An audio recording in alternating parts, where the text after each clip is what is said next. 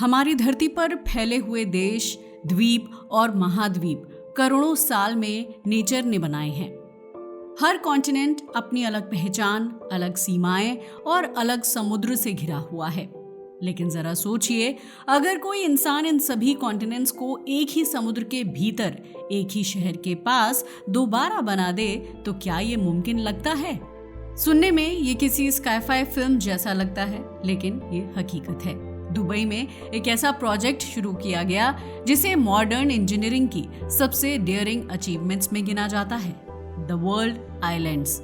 ये एक ऐसा आर्टिफिशियल आर्किपेलागो जहां यूरोप, एशिया, अमेरिका, अफ्रीका और दुनिया के बाकी हिस्सों को छोटे छोटे आइलैंड्स की शक्ल में समुद्र के बीच बसाने की कोशिश की गई।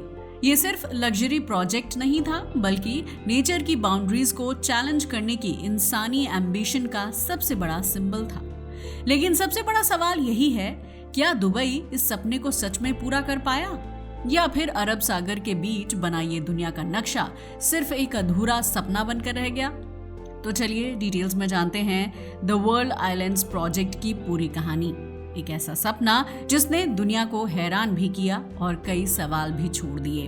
वैसे तो दुनिया में बहुत सारे शहर हैं, लेकिन एक ऐसा शहर है जिस पर यह कहावत बिल्कुल फिट बैठती है कि impossible itself says I am possible, क्योंकि यह शहर हमेशा ही नामुमकिन शब्द को चुनौती देता आया है। जी हाँ, आप सही समझे, हम बात कर रहे हैं दुबई की। दुबई यानी रेगिस्तान में बसा एक ऐसा शहर जहां बारिश ना के बराबर होती है, जहां तापमान कई बार 50 डिग्री के पार चला जाता है। लेकिन इसके बावजूद दुनिया का हर अमीर इंसान यहां आने का सपना देखता है। ये एक ऐसी जगह है जहां लोगों ने सिर्फ शहर नहीं बसाया, बल्कि सोचा कि क्यों ना पूरी दुनिया को ही एक शहर में बसा दिया जाए। लेकिन सवाल ये था, समुद्र के बीच बनी जमीन टिकेगी कैसे? सालों तक रिसर्च की गई और फिर उन्होंने कर दिखाया। ऐसे शुरू हुआ था द वर्ल्ड आइलैंड्स प्रोजेक्ट, जिसे सुनकर पहले लोग हंसते थे, लेकिन बाद में वही लोग हैरान रह गए। दुबई की बात करें तो ये कोई आम शहर नहीं है। ये वही जगह है जहां रेगिस्तान के बीच इंडोर स्कीइंग होती है। 800 मीटर से भी ऊंची इमारतें खड़ी हैं और समुद्र के बीच ताड़ के पेड़ तक उगाए गए हैं। लेकिन इन सब के बाद भी the world islands biggest and most daring dream था, क्योंकि सवाल ये नहीं था कि ये सुंदर लगेगा या नहीं, सवाल ये था कि क्या ये टिकेगा भी या नहीं, क्योंकि इसे जमीन पर नहीं बल्कि समुद्र के अंदर बनाया जाना था। और ये तो आप भी जानते हैं, समुद्र जितना शांत दिखता है, असल में उतना ही रुथलेस होता है। यहाँ लहरें हर सेकंड टकराती रहती हैं और अंदर ही अंदर जमीन को हिलाती रहती हैं, और समुद्र का तूफान तो मानो सब कुछ तबाह करने को बैठा रहता है। इसलिए जब प्रोजेक्ट को बनाने की बात चल रही थी तो किसी को समझ में नहीं आ रहा था कि समुद्र के अंदर जमीन बनाई कैसे, क्योंकि अगर समुद्र में यूं ही मिट्टी डाल दी जाए तो कुछ ही महीनों में सब कुछ बह जाएगा। इसलिए इस पूरे प्रोजेक्ट का पहला और सबसे जरूरी कदम था समुद्र को काबू में करना, क्योंकि जब तक समुद्र की लहरों को रोका ना जाए तब तक जमीन बनाना नामुमकिन था। इसी सोच के साथ द वर्ल्ड आइलैंड्स की शुरुआत एक विशाल ओवल शेप्ड ब्रेक वाटर से की गई। ये ब्रेक वाटर कोई साधारण दीवार नहीं थी, बल्कि इसकी कुल लंबाई लगभग 27 किलोमीटर और ऊंचाई कई मंजिला इमारत के बराबर रखी गई थी। इसका एक ही उद्देश्य था, अरब सागर से उठने वाली तेज लहरों और तूफानी धाराओं को इन आर्टिफिशियल आइलैंड्स तक पहुंचने से रोकना। इस स्ट्रक्चर को किले की तरह डिजाइन किया गया था। बाहर की तरफ भारी भरकम पत्थरों की परत, अंदर ऊर्जा को सोखने वाली लेयर और ऊपर ऐसी शेप जिससे लहरें टकराकर टूट जाएं। दरअसल इसे वेव डिसिपेटिंग ब्रेक वाटर कहा जाता है, ताकि लहरों की ताकत धीरे धीरे खत्म हो जाए और एक ही झटके में दीवार पर ना पड़े। इसे बनाने में लाखों टन पत्थरों का यूज हुआ। हैरानी की बात यह थी कि ये पत्थर बाहर से नहीं मंगवाए गए, बल्कि यूएई की पहाड़ियों और खदानों से निकाले गए थे। दिन रात समुद्र में विशाल जहाजों की आवाजाही जारी रही और महीनों तक वहां सिर्फ पत्थरों, रेत और मशीनों की गूंज सुनाई देती रही।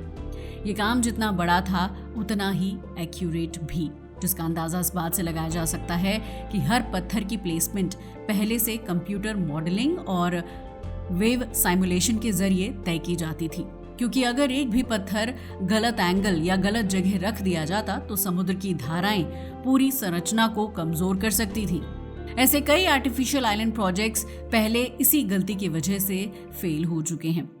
आखिरकार जब ब्रेकवाटर पूरी तरह तैयार हुआ तो समुद्र की उग्र लहरें सीधे अंदर नहीं आ पाती थी।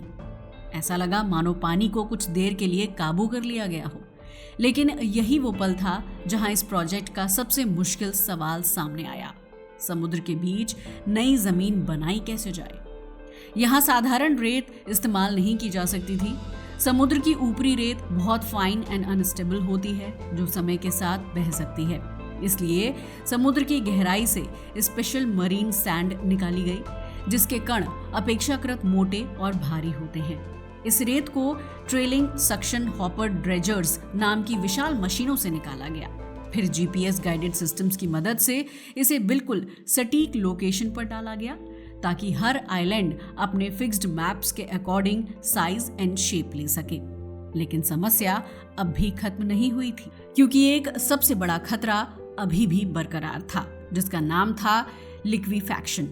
लिक्विफैक्शन की बात करें तो ये वो स्थिति होती है जब ढीली रेत पानी के दबाव या कंपन के कारण अचानक तरल जैसी बिहेव करने लगती है। अगर ऐसा हो जाता तो पूरी बनी हुई जमीन धंस सकती थी, और अगर ऐसा होता तो विला हो या होटल सब कुछ सीधे समुद्र में समा जाता।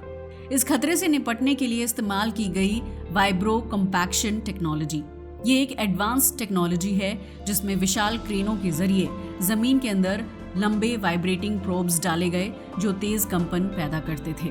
इस कंपन से रेत के कण आपस में और डेंस होकर बैठ जाते थे, पानी बाहर निकल जाता था और जमीन मजबूत होती चली गई। असल में जैसे छोटे छोटे कण मिलते हैं तो ये पत्थर की तरह सॉलिड बन जाते हैं। सच कहें तो इसी प्रक्रिया ने द वर्ल्ड आइलैंड्स को अस्तित्व दिया, क्योंकि इसके बिना ये प्रोजेक्ट सिर्फ एक नक्शा बनकर रह जाता, हकीकत कभी नहीं बन पाता। अब पूरी जमीन आकार ले चुकी थी, और जब ऊपर से इसे देखा गया तो समुद्र के बीच एक हैरत अंगेज नजारा उभर कर सामने आया। धीरे धीरे आकृतियां साफ होने लगी। United kingdom, Europe, Asia, Africa, America, समुद्र के बीच पूरी दुनिया का नक्शा बन चुका था। यकीन मानिए ये सिर्फ इंजीनियरिंग नहीं थी, ये इंसान की कल्पना को हकीकत में बदलने की कोशिश थी। इसके बाद शुरू हुआ असली कंस्ट्रक्शन फेज। लेकिन यहाँ सबसे दिलचस्प बात ये थी कि इन आइलैंड्स पर होने वाला ज्यादातर निर्माण सीधे समुद्र के बीच मटेरियल ले जाकर नहीं किया गया। ऐसा करना इन आर्टिफिशियल आइलैंड्स के लिए रिस्की साबित हो सकता था, क्योंकि भारी मशीनें और कंस्ट्रक्शन लोड उनकी स्टेबिलिटी को नुकसान पहुंचा सकते थे। इसलिए prefabricated villas, private docks और लग्जरी होटल्स के बड़े हिस्से पहले से ही मेनलैंड पर तैयार किए गए। इसके बाद भारी क्रेन्स की मदद से इन्हें आइलैंड्स पर इंस्टॉल किया गया।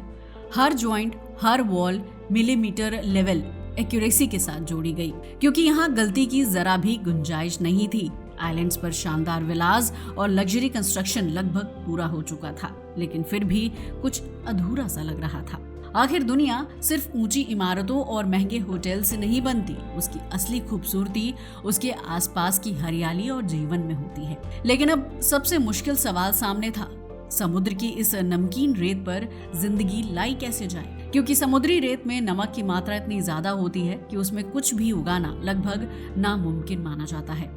इसीलिए बाहर से जहाजों में भरकर हजारों टन उपजाऊ मिट्टी लाई गई। फिर उसी मिट्टी में पेड़ पौधे लगाए गए, और हैरानी की बात यह थी कि हर पौधे को एक न्यू बॉर्न बेबी की तरह केयर देकर लगाया गया, ताकि वो इस आर्टिफिशियल दुनिया में सरवाइव कर सके। धीरे धीरे सूखी रेत के बीच हरियाली उभरने लगी, और इसके साथ ही सेल्फ सफिशिएंट आइलैंड्स का वो सपना भी आकार लेने लगा, जिसमें लग्जरी के साथ नेचर भी हो। द वर्ल्ड आइलैंड्स की बात करें तो असली बात ये है कि ये सिर्फ एक कंस्ट्रक्शन प्रोग्राम नहीं था, बल्कि द वर्ल्ड आइलैंड्स को इस तरह से डिजाइन किया गया था कि बिजली, पानी, सब कुछ ये अपने दम पर चला सके। इसी वजह से यहाँ सोलर पैनल, डिसैलिनेशन से पानी और इको फ्रेंडली लिविंग सिस्टम तैयार किए गए। अगर इन आइलैंड्स की बात की जाए तो शाम होते ही यहाँ एक अलग ही दुनिया नजर आती है। जैसे ही सूरज समुद्र में डूबता है, ऐसा लगता है मानो पूरी दुनिया उसे देख रही हो। यही वजह है कि यहाँ आकर लोग शादियां करते हैं, हाई प्रोफाइल पार्टीज होती हैं, और दुनिया से कटकर भी लोग एक बिल्कुल अलग रियलिटी में जीते हैं। लेकिन जो चीज सबसे ज्यादा हैरान करती है वो है भूगोल का बदल जाना। असल में दुबई के तट से सिर्फ 4 किलोमीटर दूर बना द वर्ल्ड आइलैंड्स कोई आम रियल एस्टेट प्रोजेक्ट नहीं है। ये लगभग 300 आर्टिफिशियल आइलैंड्स का समूह है जिन्हें इस तरह डिजाइन किया गया है कि ऊपर से देखने पर पूरी दुनिया का नक्शा बनता है, फिर चाहे वो यूरोप हो, एशिया, अफ्रीका, नॉर्थ या साउथ अमेरिका ही क्यों ना हो। यहाँ एक आइलैंड से दूसरे आइलैंड तक जाना टेक्निकली ऐसा महसूस होता है जैसे आप एक देश से दूसरे देश की यात्रा कर रहे हों, क्योंकि इन आइलैंड्स को जर्मनी, स्वीडन, मोनाको और लेबनान जैसे देशों के नाम दिए गए हैं। सच कहें तो दुबई ने यहाँ सिर्फ समुद्र के बीच आइलैंड्स नहीं बनाए, उसने ज्योग्राफी की परिभाषा ही बदल दी। लेकिन जैसा कि हमने आपको बताया, ये सब इतना आसान नहीं था। इस प्रोजेक्ट को समुद्र की लहरों से बचाने के लिए 27 किलोमीटर लंबा ओवल शेप ब्रेक वाटर बनाया गया, जिसमें मिलियंस टन चट्टानों का इस्तेमाल हुआ। रेत को जमाने के लिए वाइब्रो कॉम्पैक्शन टेक्नोलॉजी अपनाई गई, जिसमें जमीन के अंदर स्टील प्रोब्स डालकर रेत को हिलाया जाता है ताकि वो ठोस बन सके। इसमें इतनी टेक्नोलॉजी, इतना पैसा लगाया गया है जिसकी आप कल्पना भी नहीं कर सकते। मगर फिर भी कहानी यहाँ खत्म नहीं होती। आज भी नॉर्थ अमेरिका, एशिया और अफ्रीका के कई आइलैंड्स खाली पड़े हैं। यहाँ कोई घर नहीं है, कोई होटल नहीं है, ये बस सिर्फ रेत और समंदर का काफिला लगते हैं। पता है क्यों? क्योंकि 2008 की ग्लोबल फाइनेंशियल क्राइसिस के बाद कई इन्वेस्टर्स पीछे हट गए। यही वजह है कि कुछ आइलैंड्स तो ऐसे भी हैं जिन पर आज तक इंसान का पैर तक नहीं पड़ा। और इतना ही नहीं, आप जानकर हैरान रह जाएंगे कि बहुत सारे आइलैंड्स तो ऐसे भी हैं जो लगातार समुद्र की गहराई में समाते जा रहे हैं। और यहीं से शुरू होता है असली सवाल, क्या ये वाकई सस्टेनेबल है?